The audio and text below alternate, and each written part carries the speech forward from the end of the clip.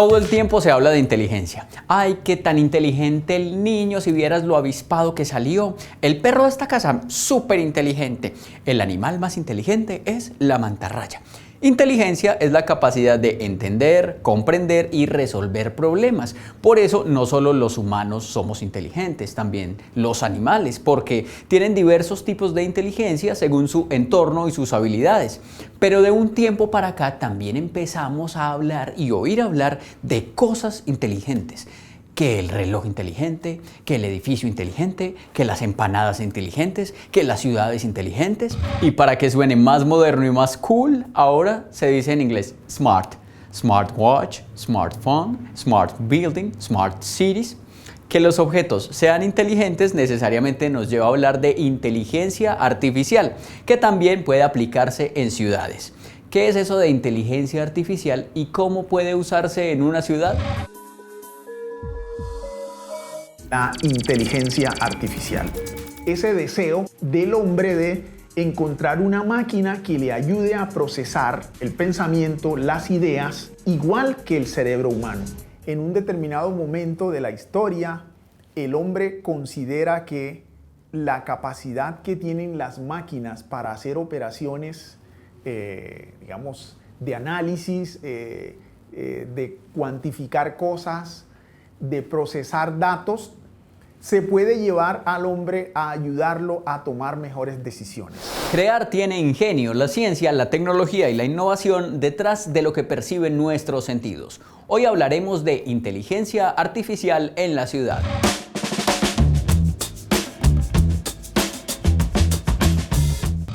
Este es un reloj inteligente.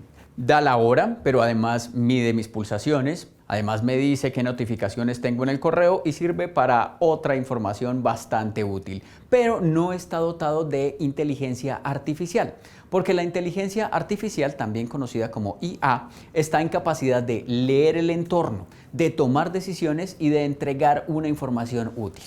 Hay diferentes tipos de inteligencia artificial. La que actúa como los humanos, la que piensa como los humanos y la que es capaz casi de racionalizar como si fuera un humano. Y existen diferentes tipos de aplicaciones como en la lingüística, en la medicina, en la robótica, en la mecatrónica, en los videojuegos. Pero ¿para qué cosas puntuales nos sirve hoy día la inteligencia artificial? Hoy día la inteligencia artificial está resolviendo muchísimas cosas. La seguridad financiera. Las decisiones financieras ya no las toman humanos. Ahí hay una necesidad resuelta del ya. Decisiones en salud. Yo necesito un almuerzo con 10 gramos de proteína, 20 gramos de harina, etcétera, etcétera. Entonces la inteligencia artificial va a la base de datos, chequea, recuerda que tienes un problema de triglicéridos y eso ya lo resuelve la inteligencia artificial, ¿cierto?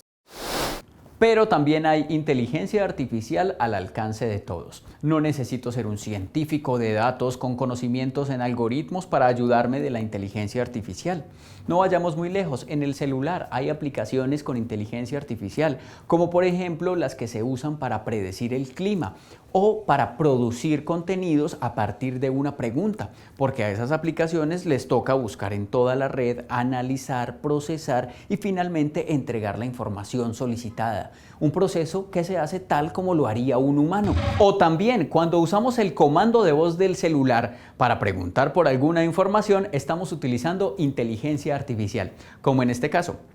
¿Qué es inteligencia artificial? Responda usted a los televidentes. Ese es su trabajo. No, pues tan inteligente. Vamos a ir al andar de las personas en la ciudad, porque las ciudades necesitan que la inteligencia artificial esté puesta mínimo en los semáforos. Los nuevos semáforos o los semáforos que tienen inteligencia artificial se dan cuenta que el flujo que hay en la cola es tan cortico que ellos pueden encender el semáforo. Entonces cambia de color. Esa inteligencia artificial me parece beneficiosa, está resolviendo problemas.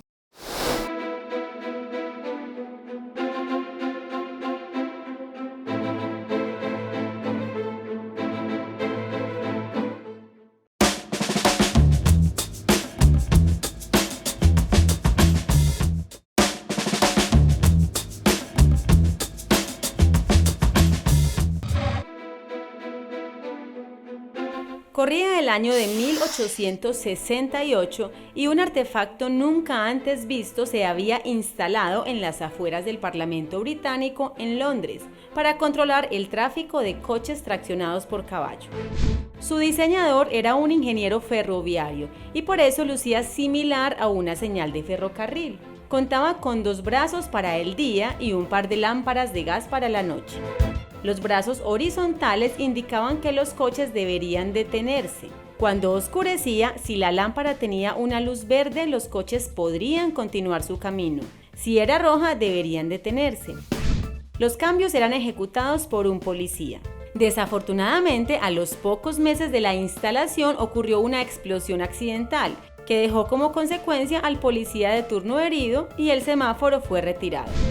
Pero los vehículos siguieron aumentando y la idea del semáforo seguía sonando. Fue así como en 1910 se diseñó un semáforo automático que usaba las palabras no iluminadas pare y continúe. Pasaron 10 años en los que hubo varios desarrollos, pero ninguno fue patentado. En 1920, un oficial de policía de Detroit, que ya se había inventado varios semáforos, integró la luz amarilla, con la idea de advertir a los conductores sobre la llegada de la luz roja. Se trataba del primer semáforo de 3 tiempos. Tampoco patentó el invento. En 1923, Garrett Augustus Morgan, un obrero descendiente de esclavos que trabajaba reparando máquinas para un manufacturero, presenció un aparatoso accidente en una intersección. Decidió crear otra versión de semáforo eléctrico que tendría como novedad textos de pare. A diferencia de los demás inventores, tuvo la precaución de patentar su semáforo, el cual negoció con la compañía General Electric por $40,000 de entonces. El primer semáforo del mundo se instaló en Londres. Imagínese la ciudad sin semáforos. Hagamos el ejercicio, cerremos los ojos y vamos a pensar en esta ciudad con la misma cantidad de carros, pero sin un solo semáforo. ¡Ay! Sin un solo semáforo, sin un solo... Mejor abro los ojos porque ya hubo 4 choques en un solo cruce en mi ciudad imaginaria sin semáforos. Es que los semáforos son muy necesarios, así no nos demos cuenta, así sean de amores y odios, porque si uno se levanta por la mañana y va en el carrito y todos los semáforos están en verde, todo es felicidad. Pero si uno se levanta esa misma mañana con el pie izquierdo y todos los semáforos están en rojo, hasta se ganan su madrazo los pobres semáforos, ¿no? Llegó el momento de exaltarlos porque fueron los primeros elementos inteligentes de las ciudades y están ahí para controlar el tráfico sin necesidad de que haya un agente de tránsito parado en cada cuadra. Pero no solo se quedaron ahí en pasar de rojo a amarillo, de amarillo a verde, han evolucionado. Recientemente, la compañía IBM patentó un sistema de control de semáforos, ayudados con unas cámaras capaces de adaptarse al tráfico. Es como si los semáforos tuvieran ojitos y se estuvieran dando cuenta de lo que está pasando alrededor. Entonces ven, mire, por aquí no hay ninguna persona, pero sí están pasando carros, les voy a dejar un poquito más el verde a los carros para que sigan pasando. O al revés, mira, este señor no va a alcanzar a pasar porque está caminando muy despacio. Le voy a dejar el verde peatonal y que los carros esperen un momentico. Medellín es un valle, digamos que es cóncavo y en sus bordes tiene unas pendientes muy pronunciadas. Y ya la ciudad no tiene más espacio para dónde crecer. Digamos que Medellín en un momento determinado de los años 50 dice vamos a traer a los mejores planificadores del mundo y planifican a Medellín a 50 años. Gracias a eso Medellín entonces tuvo los desarrollos que tiene hoy, ¿cierto? El Plan de Ordenamiento Territorial, también conocido como POT, es la posibilidad que tienen los municipios colombianos para ordenar el territorio a partir de la planificación física, socioeconómica y medioambiental. Hay problemas que se llaman problemas NP. Son problemas que tienen tantas variables que resolverlos un grupo de personas se hace casi imposible. Allí se hace uso de estas técnicas o de estas tecnologías. Entonces utilizamos inteligencia artificial y utilizamos precisamente algo que se llaman autómatas celulares para simular el crecimiento de la ciudad en los bordes. Un autómata celular es un modelo matemático que se usa para modelar sistemas que puedan ser descritos como unos conjuntos de objetos que interactúan los unos con los otros. Los autómatas celulares funcionan con el análisis de entornos o de problemáticas que son espaciotemporales, que se han dado en un espacio determinado y en un tiempo determinado. El proyecto como tal fue Transversalidad de Santa Elena. Pudimos establecer allí unas interacciones, trabajando con un grupo interdisciplinario, abordando y aplicando nuevos desarrollos tecnológicos en aras de mejorar la toma de decisiones para la ciudad. Y buscando mirar dos cosas. Primero, un antes, cómo estaba antes la movilidad, de que hubieran algunos proyectos de intervención, y cómo va a ser después la movilidad, después de que hay otros proyectos de intervención. ¿Qué es un proyecto de intervención? Por ejemplo, una nueva estación del metro. ¿Qué es un proyecto de intervención? Una nueva tranvía. ¿O qué es una nueva intervención? De pronto un nuevo viaducto que atraviese la ciudad. A partir de eso, generar una formulación de iniciativas que nos permitan tomar las mejores decisiones. Nosotros como ingenieros le damos las herramientas a los tomadores de decisiones como tal, para que sean ellos los que se encarguen de la toma de decisiones como tal. Lo que se trató fue integrar bases de datos. Estaban en distintos lugares.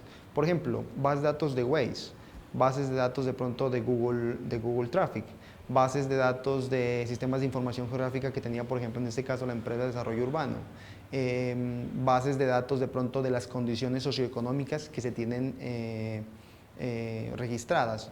Entonces, todo esto se integra, primero que todo, para, a criterio, por así decirlo, del especialista en el área de datos como tal, darle unos pesos que me van a definir una criticidad asociada principalmente, en este caso, pues nos convoca la movilidad. Esta información entonces se trae y tenemos unos software que permiten tanto el análisis técnico como la modelación espacial de esa información. El software que vemos en la pantalla es un software que se llama InfraWorks. Esa herramienta lo que nos permite es representar la información de la ciudad en tercera dimensión. Es lo que llamamos nosotros crear un modelo digital o un gemelo digital.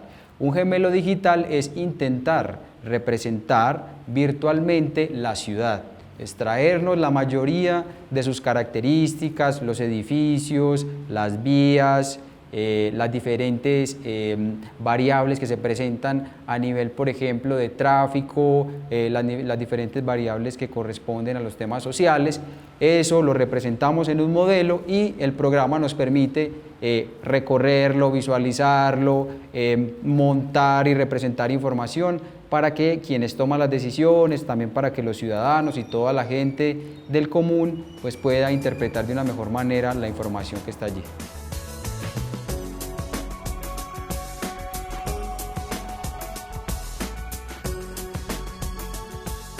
La inteligencia artificial requiere de dos elementos fundamentales. El primero es la construcción de bases de datos. Esa construcción de bases de datos geográfica contiene información del plan de ordenamiento territorial, información que se levanta en campo, y toda esa información, todos esos datos, lo que llamamos nosotros Big Data, se procesa a través de algoritmos, de modelos matemáticos, y eso arroja unos resultados. Esos resultados nos lleva a ese segundo elemento importante, que es la modelación. Son herramientas que están nuevas, están llegando, y ya hay empresas como tal y hay personas como tal que ya están investigando en el área para poder adaptarlas a la ciudad como tal, que tiene precisamente todo este tema de un sistema, por así decirlo, de modelado de toda la ciudad, y con ella pues queremos, con base en eso, de pronto investigadores, por ejemplo como Andrés, o de pronto técnicos o especialistas intentan tomar información para poder precisamente generar estos desarrollos nuevos como tal.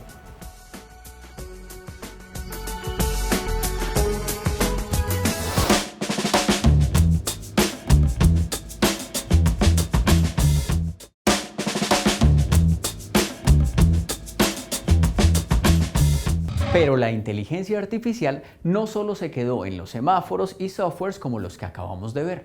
Algunas ciudades están instalando postes de luz inteligentes. Estos son capaces de encenderse y apagarse dependiendo la cantidad de luz que necesite la calle.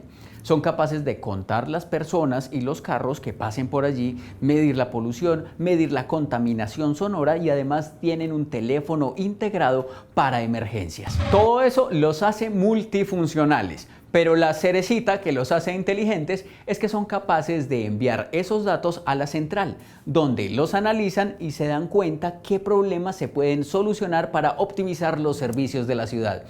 Así que mis compañeros que jugaban fútbol conmigo, que me decían que yo era un poste porque no me movía, pues era un poste pero inteligente, porque lo que estaba haciendo era recoger datos del otro equipo para analizarlos. Pero además de usar postes, ¿qué más se puede necesitar para resolver los problemas de la ciudad usando inteligencia artificial? Para resolver el problema, lo primero era tener datos, ¿cierto? Y datos estructurados. Entonces había que tener una base de datos. Hay muchas bases de datos en el mundo. Una base de datos que se llama PostgRE y que tiene la posibilidad de guardar en su interior un mapa. Se llama una base de datos espacial. Una base de datos espacial no es un Excel con los teléfonos de la gente que está en el espacio. Me pasa el teléfono de Viticor que está en la Estación Espacial Internacional. Claro, ya lo uso aquí en la base de datos espacial. No, nada de eso. Una base de datos espacial es la colección de información geográfica recogida de distintas aplicaciones y que es la base de diferentes análisis.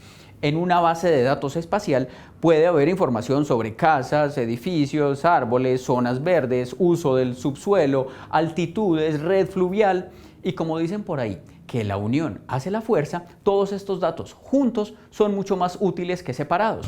Por ejemplo, ¿en qué lugar una carretera atraviesa un espacio natural o vías de migración animal?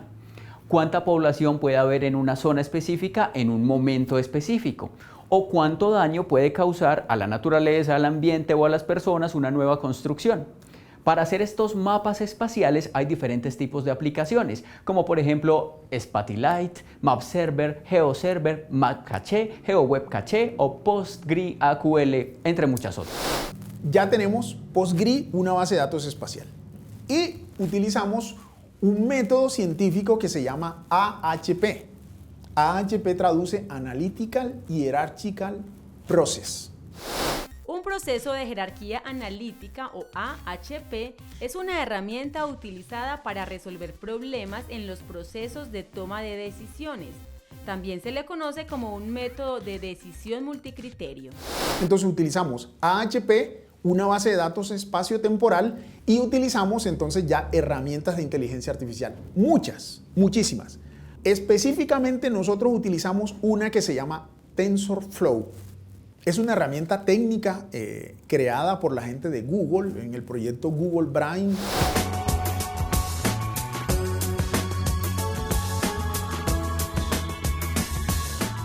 Entonces vamos a abrir la maqueta de la ciudad de Medellín.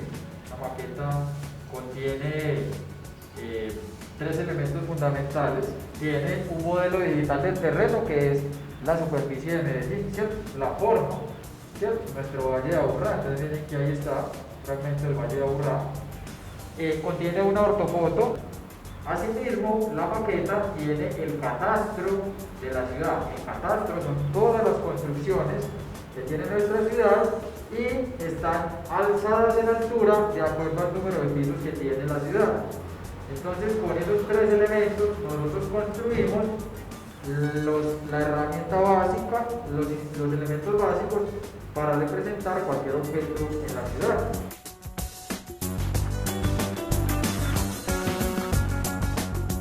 Esta herramienta es una herramienta para planificación macro, para planificar de pronto ciudades. Una vez se desarrolla todo el proceso matemático, científico, con el equipo técnico, esa modelación requiere entonces de una representación espacial en la ciudad, es decir, ver el problema, ver el fenómeno en un lugar específico de la ciudad, en nuestro barrio, en el centro de la ciudad, para que de nuevo podamos tomar unas mejores decisiones. En este caso, vamos a acercarnos al macroproyecto Transversalidad Santa Elena, un macroproyecto de ciudad que integra la parte del centro con la zona rural a través de todo el corredor de la quebrada Santa Elena.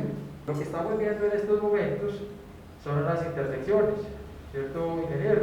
Las intersecciones. Entonces, aquí tenemos unas intersecciones que están evaluadas por unos puntos de criticidad. Aquí nos da un valor de 1, aquí nos da un valor de 3, es entre más alto daba más crítico, viene por acá un valor de 2. Y como ven acá, aquí está el número 3, significa que ha habido un valor crítico alto. Actualmente ya aquí hubo una intervención, se hizo una intervención por parte de la alcaldía en donde se mejoró la movilidad.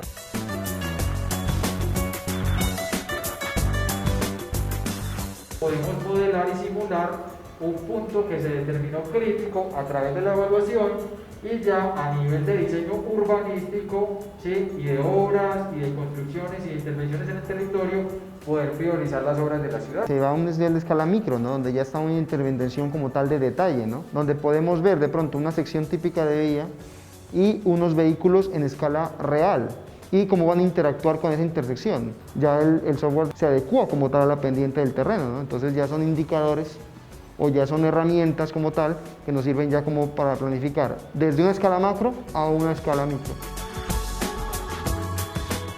Es muy importante que todas las secretarías que representan a la alcaldía estén levantando la información, que la estén viendo en el espacio para que poder que nosotros a través de ese histórico y a través de esos datos en el espacio podamos hacer esas previsiones hacia el futuro. Y la idea es construir un criterio entre todos ayudados por la tecnología.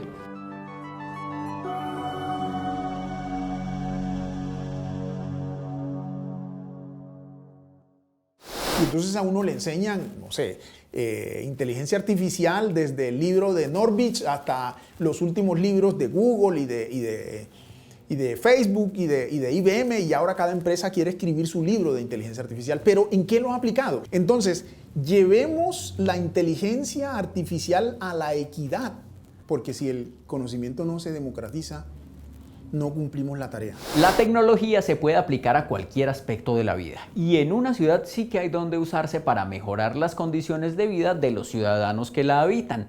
En Holanda hay una ciudad que se llama Eindhoven. Tiene sensores de ruido capaces de detectar agresiones y problemas de orden público y alertar a las autoridades para que tomen decisiones, ya sea ir a parar la trifulca o incluso desviar el tráfico si es necesario.